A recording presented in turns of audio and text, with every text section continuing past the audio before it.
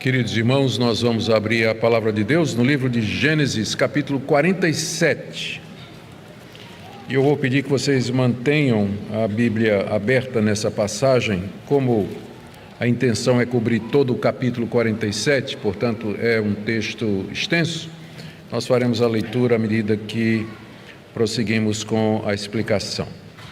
Gênesis, capítulo 47, onde nós lemos a história de como Jacó e a sua descendência se instalam na terra do Egito, e como como José compra para o faraó, ou adquire para o faraó, todas as terras, todos os bens e propriedades dos egípcios durante aquele período de seca. E depois nós iremos perguntar o que é que isso tem a ver conosco e que lições nós podemos tirar, uma vez que nós consideramos que toda a Escritura é inspirada por Deus e toda ela é útil para nós. Sempre podemos aprender da palavra de Deus. Nós vamos orar mais uma vez.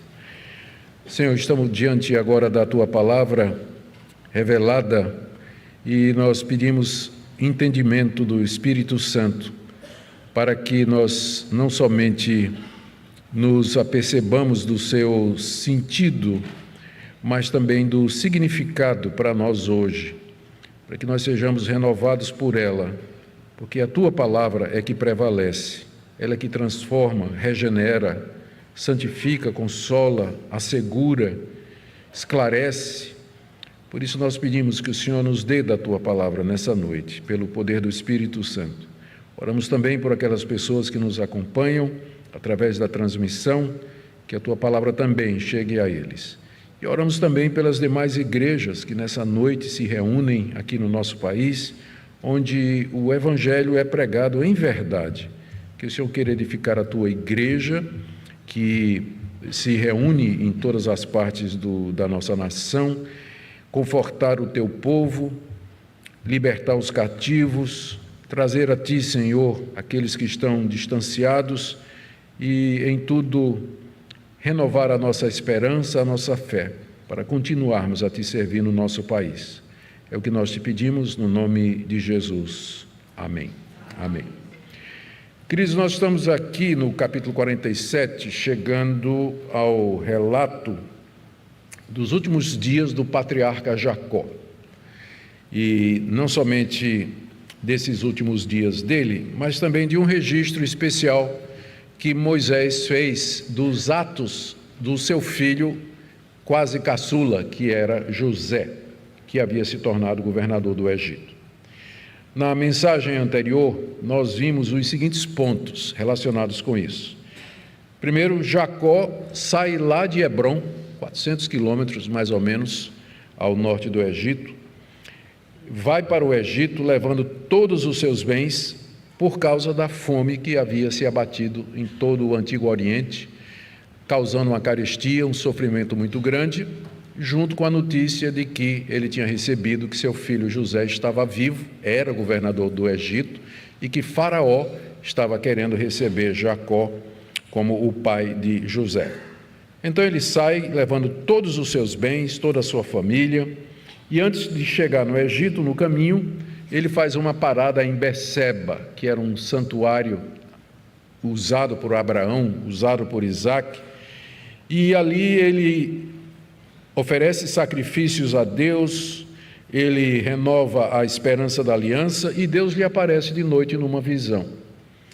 E nessa visão, Deus diz a Jacó que ele pode descer para o Egito, porque Deus vai estar com ele, e que lá no Egito, Deus vai fazer com que a sua família se torne uma grande nação, como ele tinha prometido ao pai de Jacó, Isaac, e ao avô de Jacó, Abraão.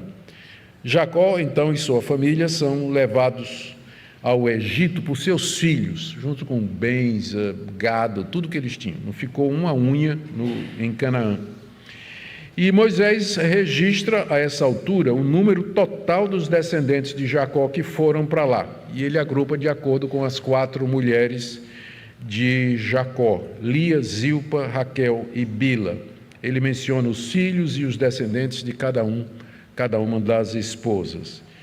Chegando perto do Egito, Jacó envia Judá, que era o filho número 4, ele envia Judá para se encontrar com José. Era o filho número 4, mas a essa altura já era o número 1. Ele já havia assumido a liderança porque os 3 antes dele, que tinham o direito, foram perdendo por conta do comportamento e uma série de outras atitudes que os desqualificaram. José, então, vem se encontrar com Jacó na região de Gósen. Vamos falar mais sobre isso daqui a pouco. E faz os preparativos para acomodar sua família ali na terra do Egito, buscando para eles um local, alimentação e garantindo que ninguém pensasse que eles tinham qualquer pretensão política. Então, o texto que a gente tem aqui nessa noite é esse do capítulo 47, onde Moisés narra com detalhes a instalação de Jacó e os seus descendentes na terra do Egito. Isso pode parecer alguma coisa sem muito significado, ou sentido, ou propósito para nós, mas na verdade é um passo importante na história da redenção. Com a fome que veio sobre o Antigo Oriente, havia o risco de povos se perderem, famílias inteiras morrerem, inclusive a família abençoada, a família escolhida, que era a descendência de Abraão. Através da providência, da sua providência secreta, misteriosa, maravilhosa e surpreendente, Deus mexeu no quadro da história e dos acontecimentos, de forma que o povo escolhido encontra no Egito, que era o poder dominante daquela época, o refúgio necessário para sobreviver durante aquele tempo e assim preservar a santa semente de onde viria o Messias. Nada é sem propósito na Escritura. Tudo está debaixo dessa força motriz que orienta a revelação de Deus e a ação dele na história, que é cumprir o seu plano, estabelecido desde a eternidade, de ter um povo para si, um povo tirado da humanidade caída, um povo que ele amou, elegeu, por quem seu filho Jesus morreu e com quem finalmente haverá de viver eternamente na glória. Essa é a chamada história da redenção e cada um dos registros da Bíblia tem a ver com isso. Por isso que é importante que nós conheçamos bem a Escritura Sagrada. Eu tenho 4 partes aqui da passagem que eu quero usar para trazer para vocês. A primeira delas é Faraó recebendo a família de José lá no Egito. Você tem que lembrar que essa altura, né, do campeonato, o Egito era a potência dominante. As potências se alternavam naquela época. A Mesopotâmia, havia os sírios, havia os caldeus, os fenícios de vez em quando também ameaçavam o poder, mas o Egito era o país, era a força dominante no cenário político mundial, militar e econômico daquela época. E o rei do Egito, Faraó, era a pessoa mais poderosa daquela época, tinha poder de vida e morte, não só sobre indivíduos, mas sobre nações inteiras, se ele quisesse, usando o seu poderio militar. Mas ele era extremamente grato a José, porque foi José quem salvou o seu país quando profetizou a chegada de um período de prosperidade, seguido daquele período de seca, e deu as orientações que deveriam ser seguidas para que durante os 7 anos de seca o Egito não somente sobrevivesse, mas que o poderio de Faraó aumentasse. Então Faraó era grato 2 vezes a José. Primeiro porque José salvou o Egito da destruição e segundo porque salvou o reinado de Faraó. Então, se tinha uma pessoa a quem Faraó se sentia grato, era o jovem José. E isso explica então a maneira como ele, o Todo-Poderoso da época, recebe a família de José, como nós lemos aqui do verso 1 até o verso 6.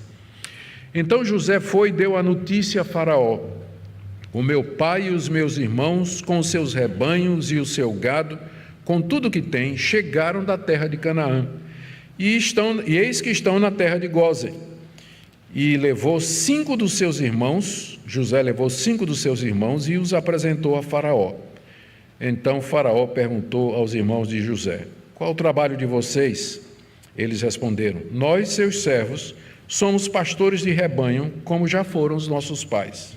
E disseram mais a Faraó: viemos para morar nessa terra, porque na terra de Canaã não há pasto para o rebanho destes seus servos, pois a fome é severa.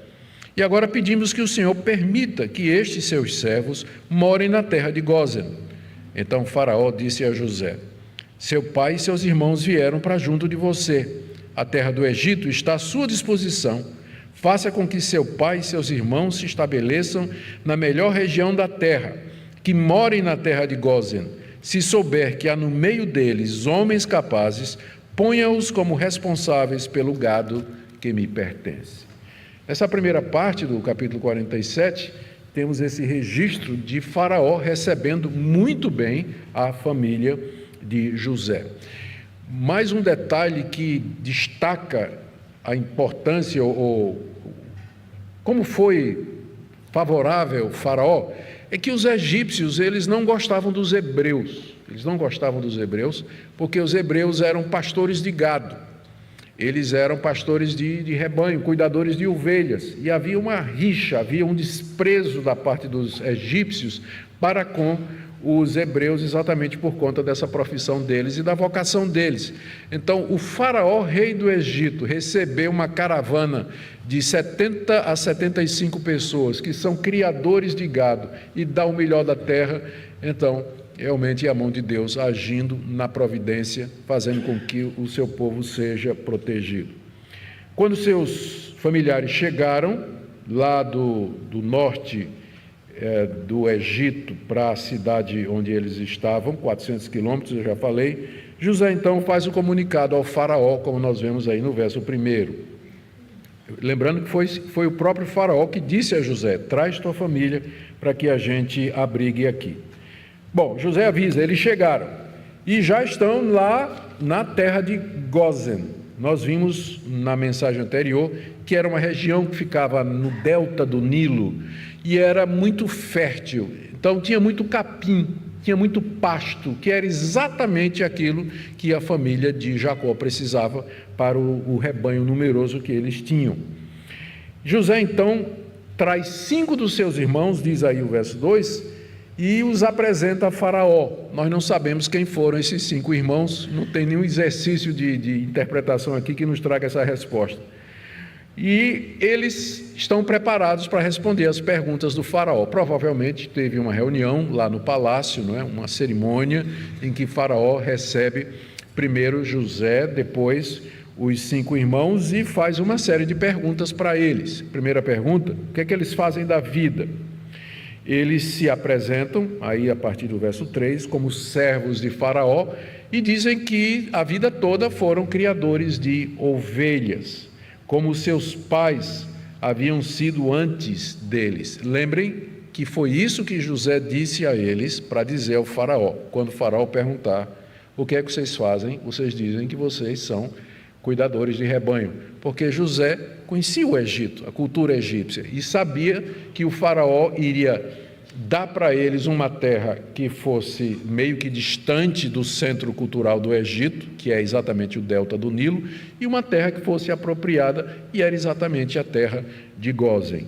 E aí os irmãos de José aqui estão fazendo de acordo com a habilidade política e diplomática que José os havia orientados, não é? E aí, depois de dizer que são pastores de gado e cuidadores de ovelhas, como os pais deles tinham sido, eles humildemente pedem para ficar morando em Gósen, como diz aí o final do verso 4. Eles pedem, fazem o pedido: pedimos que o Senhor permita que estes seus servos morem na terra de Gósen. O verbo morar aqui no hebraico, ele pode significar morar por um tempo, e é assim que foi traduzido, por exemplo, na NVT, na NVI, morar por um tempo. Eles não tinham a intenção de se mudar para o Egito, mas eles queriam passar o tempo da fome lá. E uma vez encerrado a crise, queriam voltar para a terra prometida, porque era lá que era o lugar deles. Então, permitam que nós moremos por um tempo aqui no Egito, que nós fiquemos aqui durante o tempo de provação e de sofrimento que vem sobre todo o mundo. O rei do Egito, então, está profundamente agradecido a José, porque José salvou o país, e ele responde da seguinte maneira. Eu vou apresentar aqui uma tradução alternativa, que eu creio que faz mais sentido para nós. Verso 5, então Faraó disse a José: seu pai e seus irmãos vieram para junto de você. A terra do Egito está à sua disposição. Na verdade, o sentido é esse. Já que seu pai e seus irmãos vieram para junto de você, a terra do Egito está à sua disposição. Então, escolha o que você quiser, já que seus pais vieram. Essa tradução também é incorporada em algumas outras traduções bíblicas que vocês podem ver aí. Mas a ideia é essa daqui.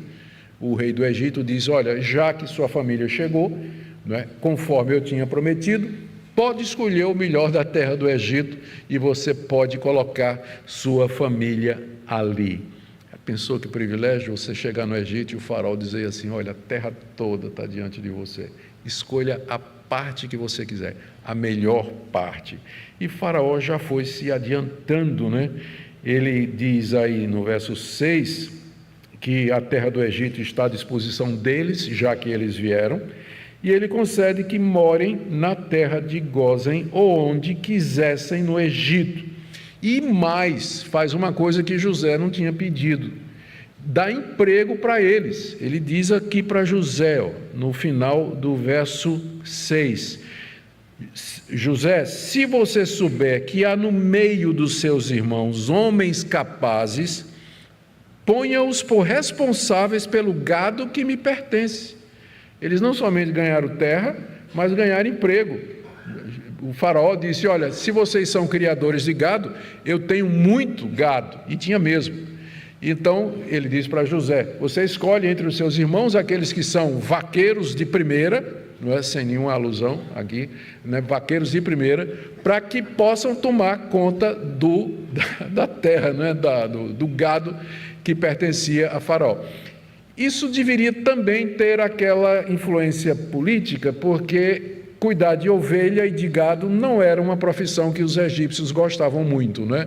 E aí agora a coisa casou, acaba de chegar uma mão de obra, um contingente de mão de obra no Egito, especialista em cuidar de gado.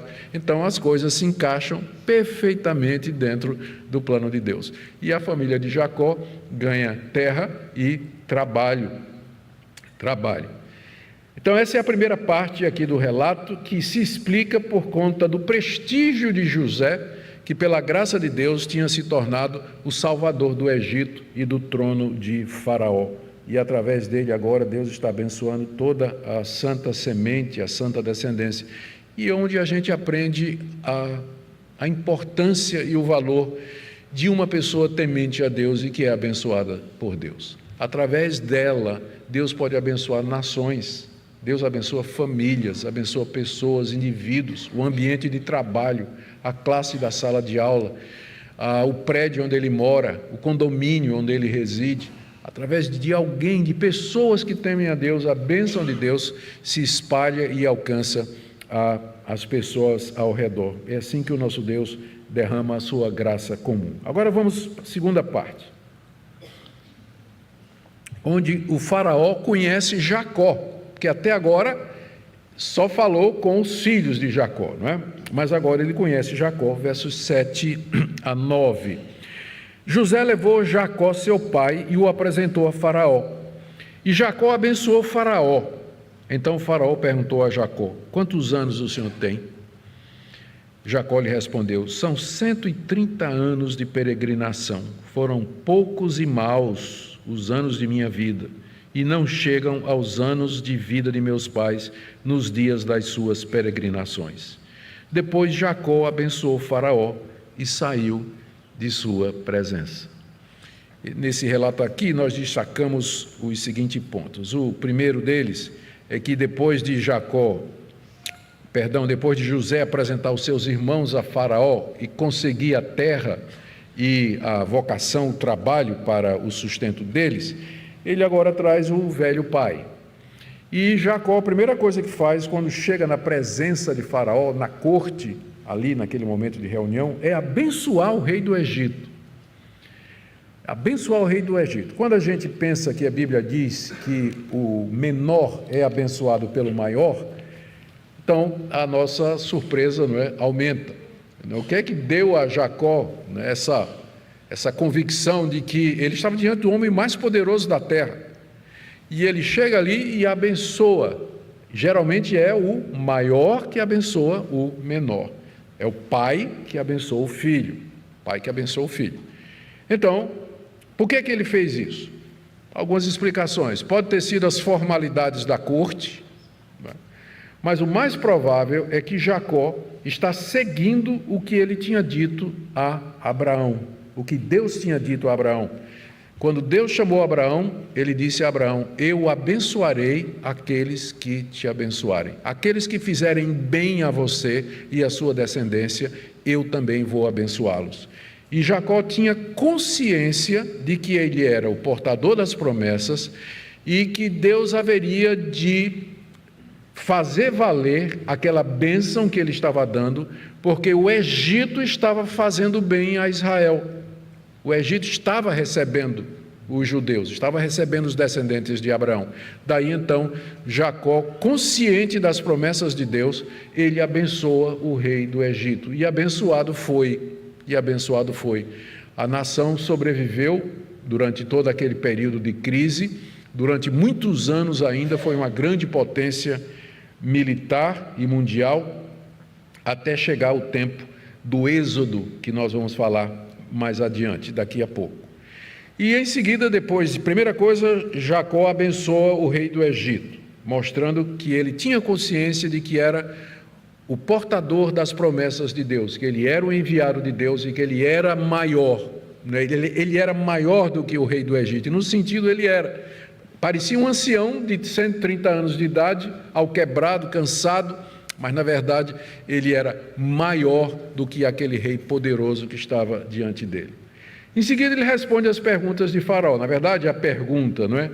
É a pergunta a respeito da idade.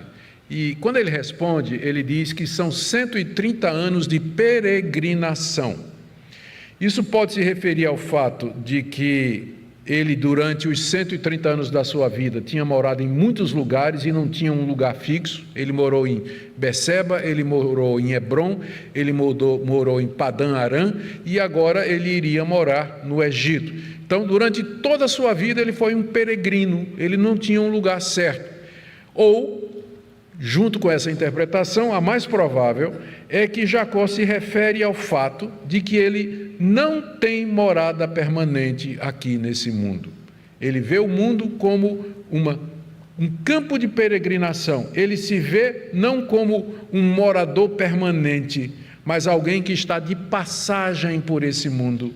E essa é a visão que todos os patriarcas tiveram. O autor da carta aos Hebreus, quando ele escreve a Galeria dos Heróis da Fé, no capítulo 11, ele disse, referindo aos patriarcas, no verso 13: todos eles morreram na fé, não obtiveram as promessas de ter a terra, não é? Abraão não teve, Isaac não teve e Jacó também não teve a terra de Canaã. Todos eles morreram na promessa, morreram na fé, não obtiveram as promessas, mas viram-nas de longe e se alegraram com elas, confessando que eram estrangeiros e peregrinos na terra. É assim que o autor da carta aos Hebreus interpreta essa palavra de Jacó aqui, quando Jacó diz, qual a sua idade? O faraó pergunta. Ele diz, são 130 anos em que eu sou peregrino aqui nesse mundo. Eu não sou um residente desse mundo, mas eu sou um peregrino, eu estou só de passagem. Meus irmãos, essa perspectiva muda a vida de qualquer pessoa. Na hora que você se vê, não como um morador permanente, mas como um peregrino, alguém que está passando por aqui, alguém que tem um destino maior e mais glorioso lhe esperando, as coisas caem na perspectiva correta na nossa vida. A posse dos bens, a luta pela sobrevivência, os alvos que nós estabelecemos na vida, tudo isso é afetado por essa simples palavra, eu sou peregrino aqui. Quantos anos você tem? Tenho 130 anos de peregrinação. E essa deveria ser a nossa resposta com respeito à peregrinação. Em seguida ele diz que esses dias foram poucos e maus. Poucos a gente entende rápido, porque os pais de Jacó viveram mais. O seu avô Abraão viveu 175 anos, O seu pai Isaque viveu 180 anos e ele vai viver 147 anos. Então, comparado com o tempo do seu pai e do seu avô, ele diz: eu vivi pouco. Mas em seguida ele diz que os seus dias foram maus. Eu não creio que Jacó aqui é um velho com raiva da vida, um velho frustrado, que chega ao fim da sua vida, amargurado, cheio de raiva, de problemas não resolvidos. Eu não creio que seja o caso de Jacó. Mas eu creio que ele sabe que foi abençoado por Deus. Ele acabou de abençoar o rei do Egito. Então é um homem que tem consciência de que Deus está com ele. Mas é que ele passou por momentos difíceis, não é? Ele teve a perseguição do seu irmão Esaú. Esaú queria matá-lo, teve que fugir de casa por causa de Esaú. Ele serviu seu tio Labão lá em Padan-Aram e foi enganado várias vezes. Ele trabalhou 7 anos por Raquel, mas casou com Lia. Raquel, sua esposa querida, havia acabado de morrer quando isso aconteceu. Cerca de 20 anos ele pensou que José, seu filho querido, tinha sido devorado por animal, e durante esse período seus filhos estavam enganando ele. Então, realmente, foram 130 anos maus, não é? Em que houve muito sofrimento, muita dor, muita angústia. Mesmo assim, Jacó abençoou o rei do Egito. Ele tem consciência de que Deus está com ele e que a vida de peregrino significa isso mesmo. Poucos dias e dias maus, dias de sofrimento, dias de angústia, de provação, de medo. Mas na hora que a gente pensa que aqui não é o nosso lar, esses poucos dias maus eles vão se transformar em dias eternos de glória, de bênção, de alegria e de felicidade. É essa a esperança cristã. É essa a esperança que nos é oferecida na Bíblia. Esse é o consolo que a Bíblia nos dá. Como eu já tenho dito aqui para os irmãos, toda vez que a Bíblia vai consolar o povo de Deus, sempre o argumento é escatológico. É sempre dizendo: olha, o que você está sofrendo faz parte dessa realidade presente. Para onde você está indo, não tem isso. Então, se veja como um peregrino, não fixe raízes aqui. Não se prenda a esse mundo, ao que ele tem, aos bens, às pessoas, às realidades aqui, porque essas coisas visíveis são transitórias a um mundo que espera por nós, que é eterno e imutável e inabalável. E aí, tendo dito isso, lemos no verso 10 que Jacó abençoa de novo a Faraó e sai da corte. Um episódio curto, mas cheio de importância para nós. Agora, a terceira parte aqui, José, então, uma vez resolvidos os preliminares aqui, ele estabelece seu pai e seus irmãos em Gósen.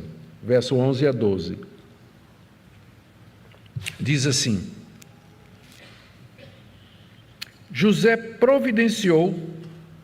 Então José estabeleceu seu pai e seus irmãos e lhes deu propriedades na terra do Egito, no melhor da terra, na terra de Ramessés, como Faraó havia ordenado. E José providenciou alimento para seu irmão, para seu pai, seus irmãos e toda a casa de seu pai, segundo o número de seus filhos. Agora que todas as tratativas foram estabelecidas, José então estabelece seu pai e seus irmãos naquela terra, não é? E lhes dá propriedade na terra de Ramessés. Isso aqui é uma daquelas partes da Bíblia em que você vê claramente que foi um editor que, não que alterou, mas atualizou, porque o nome Ramsés, ele tem a ver com Ramsés II, que viveu muito tempo depois de Moisés. Então Moisés não poderia ter escrito isso. Isso foi alguém depois, no processo de cópia, de transmissão, que atualizou o nome de Gósen para o nome de Ramsés, que era o nome com que aquela região era conhecida na época em que foi feita essa atualização. Deus pode usar um editor para fazer isso? Claro. Deus usa. Quem esteve na aula hoje de manhã da introdução à nossa EBD, viu o que é que significa a inspiração e o processo que nós chamamos de inspiração não mecânica, mas orgânica, em que envolve todos esses processos naturais. Mas apenas como uma curiosidade. O fato é que Ramsés era a propriedade, era a região melhor da terra, e onde estava Gósen, lá dentro, e então é cedida para Jacó e seus filhos, que vão morar lá. E José providenciou que recebessem o sustento necessário, verso 12, e diz aí que era o alimento para seu pai, seus irmãos e toda a casa de seu pai, segundo o número de seus filhos, era contadinho, né? Lembra que era tempo de carestia aqui, então era de acordo com o número dos filhos. José não esbanjava nada, era um administrador fantástico. Então, de acordo com o número dos filhos, então lá ia a saca de trigo para a casa do irmão. Assim, José se torna o salvador da família, o instrumento de Deus de preservação do seu povo em terra alheia. Vamos para a penúltima parte, quando Moisés agora faz um registro que parece meio maçante de seguir, não é, meio difícil de seguir, em que José entrega todo o Egito no colo do faraó. Está aí do verso 13 até o verso 26. Vamos ler. Não havia alimento em toda a terra, porque a fome era muito grande. Assim o povo do Egito e o povo de Canaã desfaleciam por causa da fome. Então José arrecadou todo o dinheiro que havia na terra do Egito e na terra de Canaã, pelo cereal que compravam, e o recolheu à casa de Faraó. Vamos devagarzinho, vamos por partes aqui, porque o texto é muito grande também. Bom, aqui nessa primeira parte, Moisés nos diz como José primeiro pegou todo o dinheiro do Egito e de Canaã. Todo o dinheiro. O dinheiro acabou porque José pegou tudo. Aqui tem Moisés está narrando esses fatos aqui. Nós vamos ver o sofrimento dos egípcios aqui, eles vão vendendo tudo, né? A fome vai obrigá-los a se desfazer de tudo que eles tinham. E enquanto isso, o povo de Deus lá na terra de Gósen, com a fartura, tudo indo bem, né? Então há um contraste implícito aqui. Deus faz distinção entre o seu povo e quem não é seu povo, em momentos difíceis. Então está claro. Então vamos começar com a agonia dos egípcios, primeiro com relação ao dinheiro. Com relação ao dinheiro, eu li aí no verso 13 e 14 que a fome se tornou muito grande, e aqui é provavelmente o terceiro ano da fome de 7 anos, nós estamos no terceiro ano. O alimento havia acabado em toda aquela região, e os cananeus e os egípcios ficaram fracos de tanto passar fome, é o que o texto diz, né? Diz aí que eles desfaleciam por causa da fome. Fome é um negócio terrível mesmo, né? A pessoa desfalece, fica fraca. E aí todo mundo ia comprar comida com José, que ficou com todo o dinheiro que havia no Antigo Oriente, em Canaã e no Egito. Vinham comprando e José dava o alimento, ficava com a prata, e a prata, diz aí o verso 14, ele providenciou para que tudo fosse parar no tesouro do rei do Egito. Final do verso 14, diz que ele recolheu a casa de Faraó. Olha que sabedoria, não é? Não ficou com uma peça de prata. Tudo que vinha ia para a conta de Faraó. Ele não ficou com absolutamente nada. Esse é o bom administrador, não é? Ele não somente é honesto, mas ele parece honesto. Ele demonstra honestidade nos atos que ele faz. Então José passava tudo para a conta de Faraó. Tudo ia para a conta do Faraó. Quando acabou o dinheiro, ele pegou o gado do povo. Está aí do verso 15 ao verso 17. Quando acabou o dinheiro na terra do Egito e na terra de Canaã, todos os egípcios foram a José e disseram: queremos comida, por que o Senhor nos deixaria morrer em sua presença só porque o dinheiro acabou? José respondeu: se vocês não têm dinheiro, tragam o seu gado. Em troca do gado, eu lhes darei comida. Então trouxeram o gado a José, e ele lhes deu mantimento em troca de cavalos, rebanhos, gado e jumento. E José os sustentou aquele ano em troca de todo o gado deles. Como eu disse, quando a fome aperta, a pessoa vende tudo o que tem. O que ela puder fazer para sobreviver, ela vai fazer. E foi isso que os cananeus e os egípcios fizeram. Só que dessa feita, quem veio a José foram só os egípcios, os cananeus já ficaram para lá. Os egípcios vieram e disseram: nós precisamos de comida. E José então diz: vocês não têm dinheiro, mas vocês têm gado que vale também, não é? O boi também serve como moeda. E assim ele arrebanhou cavalo, cabra, ovelha, gado, jumento. No decorrer de um ano, sob a administração de José, todos os animais do Egito pertenciam ao faraó, debaixo da administração de José. Ele não ficou com um jumento, tudo ia para faraó, conforme nós lemos anteriormente. Quando acabou, não tinha mais bicho para ser trocado por alimento, e a fome continuava na terra, já estamos aqui no quarto, quinto ano, é a vez agora das terras, né? É a vez das terras. Verso 18: tendo acabado aquele ano, foram a José no ano seguinte e disseram: não podemos esconder de meu senhor que o dinheiro acabou e que meu senhor já é dono dos animais. Nada mais nos resta diante do meu senhor, a não ser o nosso corpo e a nossa terra. Porque o Senhor nos deixaria perecer em sua presença, tanto nós como a nossa terra? Compre a nós e a nossa terra em troca de mantimento, e nós e a nossa terra seremos escravos de Faraó. Dê-nos semente para que vivamos e não morramos, e a terra não fique deserta. Assim José comprou toda a terra do Egito para Faraó, porque os egípcios venderam cada um seu campo, porque a fome era extrema sobre eles, e a terra passou a ser de Faraó. E quanto ao povo, ele o escravizou de uma a outra extremidade da terra do Egito. José só não comprou a terra dos sacerdotes, porque os sacerdotes recebiam uma porção de mantimento de Faraó e viviam dessa porção que Faraó lhes dava, por isso não venderam a sua terra. Ou seja, no ano seguinte, foi a vez de José comprar as terras do Egito. Estamos aqui já no quinto ano, né, da seca e da fome. Teoricamente, as terras pertenciam ao rei, mas no Egito havia o conceito de propriedade privada. As pessoas podiam ter terra que não pertencia ao rei naturalmente. E a essa altura, as terras eram o único bem que restavam aos egípcios, porque dinheiro e animal eles já tinham dado para José em troca de alimento. E eles propõem receber comida e semente para plantar em troca de suas pessoas e suas terras, que passariam a ser propriedade do faraó. E é assim que José adquiriu as terras do Egito para Faraó em troca de comida e de semente. A fome tinha ficado tão severa que os egípcios fariam qualquer coisa por alimento, pão e trigo. Agora, eu não sei se você, um leitor atento que conhece a passagem, percebeu aqui a sabedoria de José. José, ele comprou todas as terras, agora era do faraó, mas comprou a terra com os moradores nela, né? Eles estavam na terra.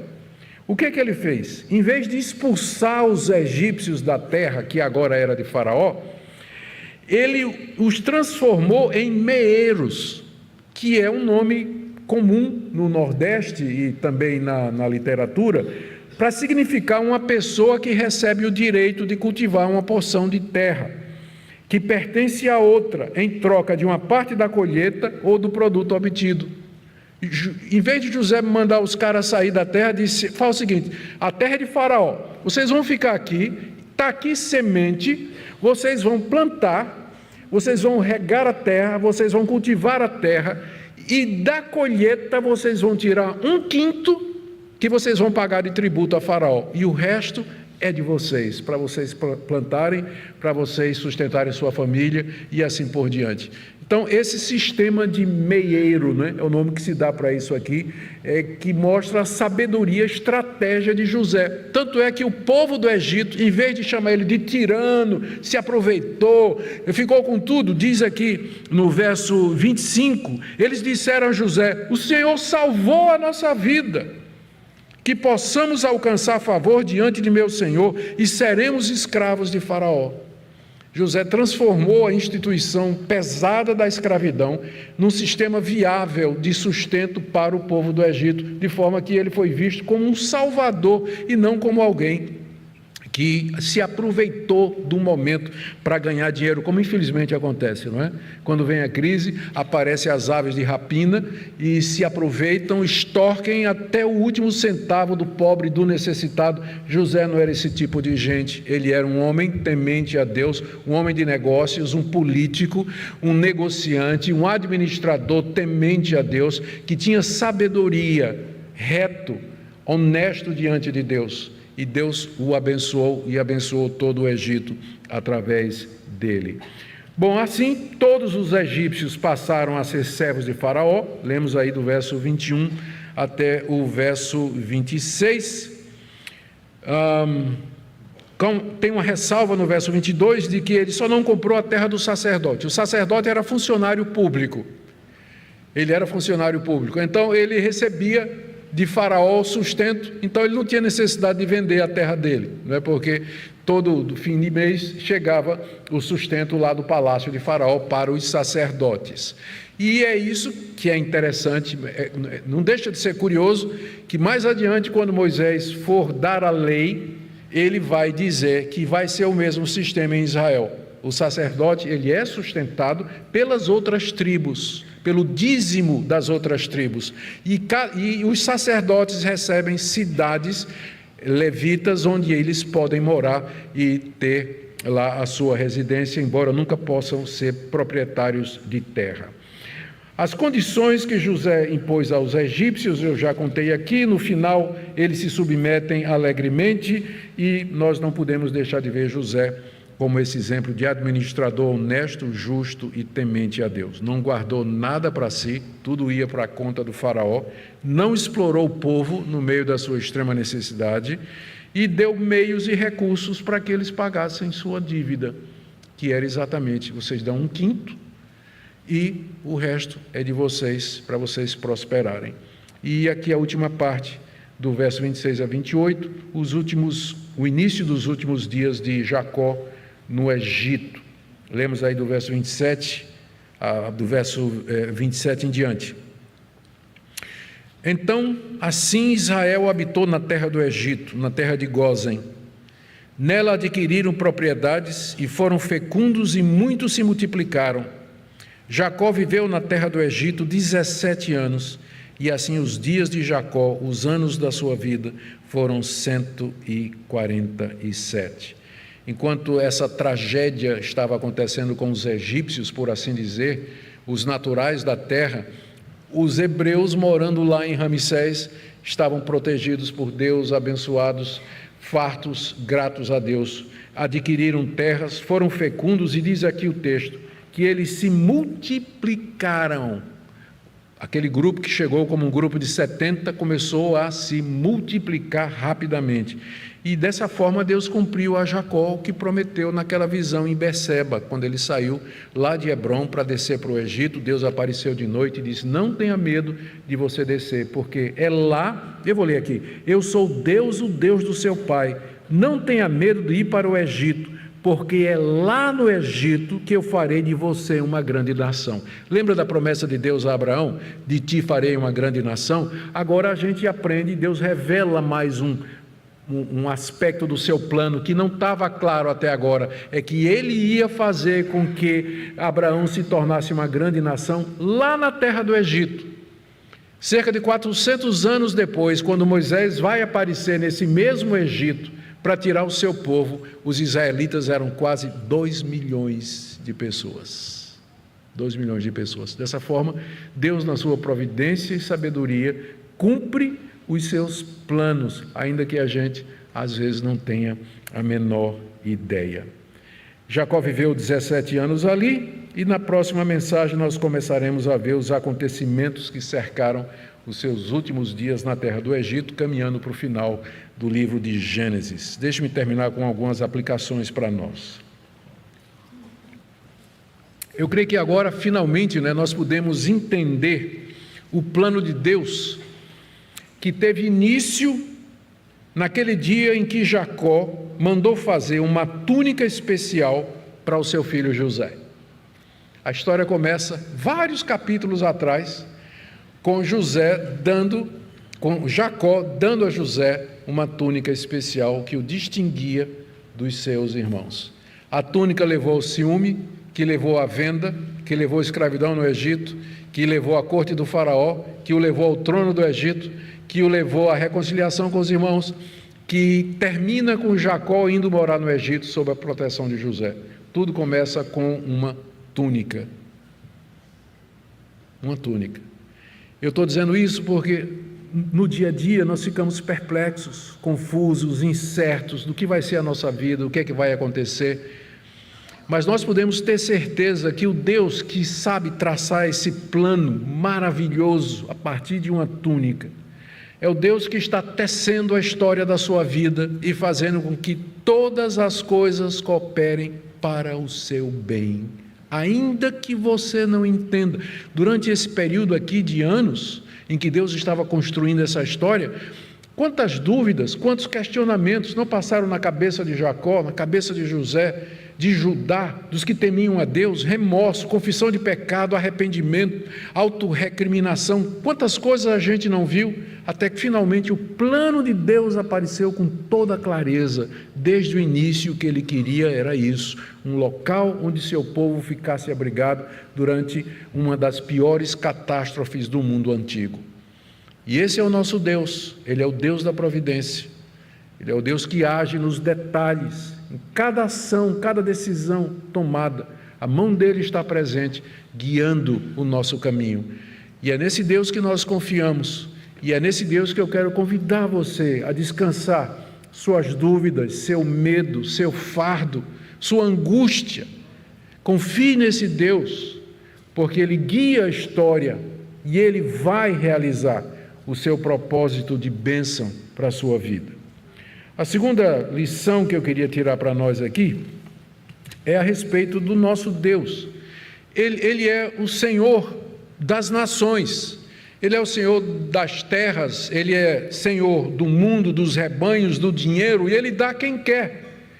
Em 7 anos Ele transferiu toda a riqueza de uma nação para um governante. Deus tira de quem Ele quer e Ele dá a quem Ele quer.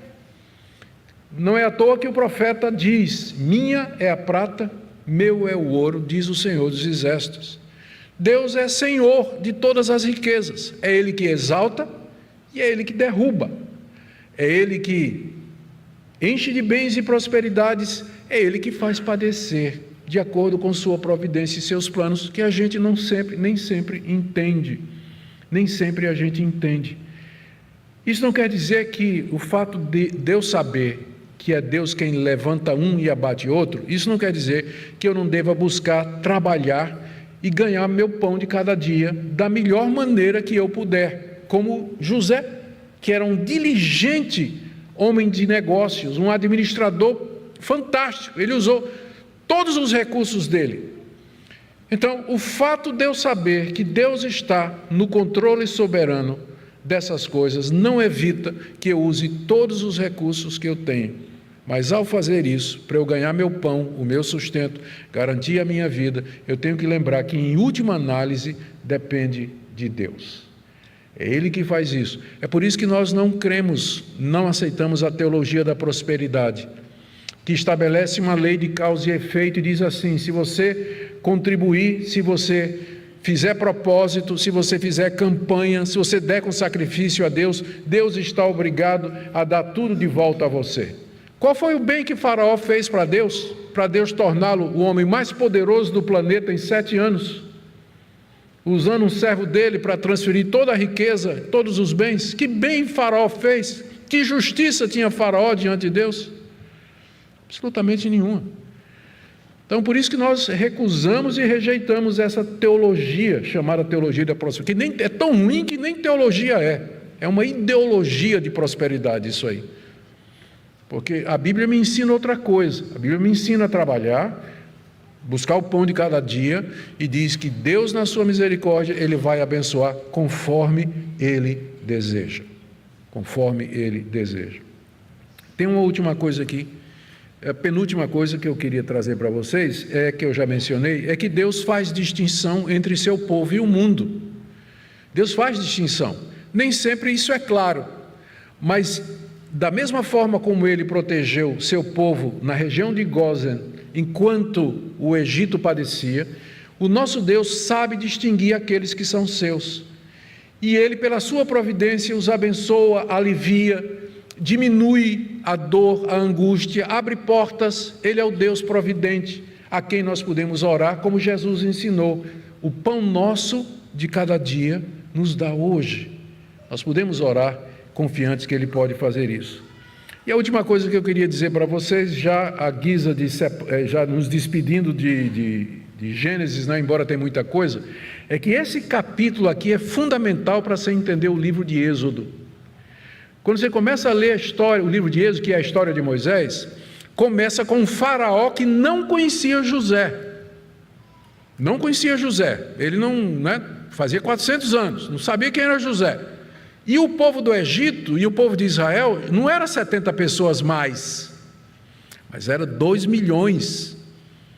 E o faraó se sentiu ameaçado. Ora, aqui eu tenho um povo aqui dentro do meu melhor território, na terra de Ramsés, 2 milhões de estrangeiros morando aqui comigo.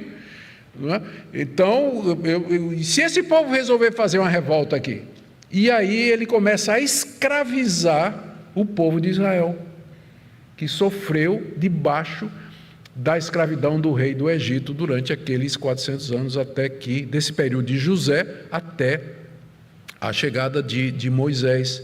Então você só vai entender o êxodo, a saída do Egito e o pacto, a aliança de Deus com a nação de Israel, feita no Monte Sinai, se você entender esse capítulo 47, porque ele coloca a base para o que vem depois, o medo de Faraó, a escravidão que ele submeteu os hebreus e, finalmente, a importância da chegada de Moisés e a libertação do povo de volta para a terra prometida, tantos anos depois.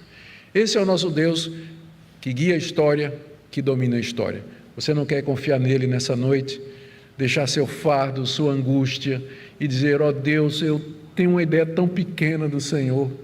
Eu deixo os meus problemas fazerem parecer que o Senhor não existe, mas eu estou lendo aqui essas histórias. O Senhor é o Rei do universo, o Senhor é Senhor de tudo e de todos. Ninguém há que possa resistir à tua vontade e ao teu querer. E te aprove me chamar, me escolher para ser teu filho. Você não quer confiar nesse Deus nessa noite e deixar seu fardo nas suas mãos? Vamos ficar em pé e vamos orar.